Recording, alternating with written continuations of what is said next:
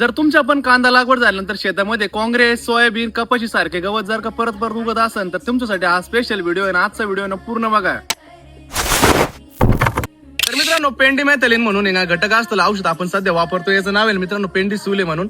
आणि त्यानंतर मित्रांनो हे सुद्धा वापरू शकता आपण आणि स्टंप सुद्धा वापरू शकता. आणि याचा वापर करत असताना मित्रांनो आपण कोरड्या जमिनीमध्ये याचा स्प्रे घेतोय, त्यानंतर 1 ते 1.5 तास पाणी देतोय.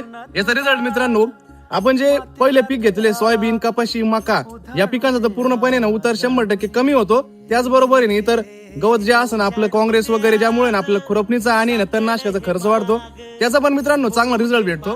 तर मित्रांनो हे वापरत असताना याचा वापर केल्यानंतर समजा स्प्रे मारल्यानंतर त्यामध्ये मित्रांनो आपल्याला ना जास्त करून तुडातुडी करायची नाही.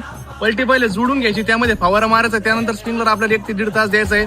मस्त रिझल्ट आहे मित्रांनो, नक्की वापरून पहा. आपल्या जर का शेतामध्ये भरपूर जास्त गवत असेल तर मित्रांनो नक्की वापरा. स्टंप असेल तर स्टंप वापरा, नाही तर पेंडिसूल म्हणून औषध मित्रांनो ते सुद्धा वापरू शकता. भारी रिझल्ट आहे, नक्की याचा वापर करा. यामुळे मित्रांनो भरपूर लोक गोल पण वापरतात आणि मी सुद्धा मित्रांनो भरपूर वेळा गोल वापरले, पण गोलचा वापर केल्यामुळे मित्रांनो कांद्यामध्ये आपला पिवळेपणा येतो, किंवा आपण जे कांद्याचा रोप जरी टाकलं तरी त्यामध्ये सुद्धा पिवळेपणा येतो. तर त्यामुळे मित्रांनो आपण हे औषध वापरतो, चांगला रिझल्ट आहे, नक्की वापर करा, नक्की काळजी घ्या. पेंडिसूल म्हणून औषध आहे किंवा स्टंप सुद्धा घेऊ शकता. आणि याचा वापर करत असताना मित्रांनो तुडातुडी करू नका, 1 ते 1.5 तास पाणी द्या, भारी रिझल्ट भेटेल. धन्यवाद.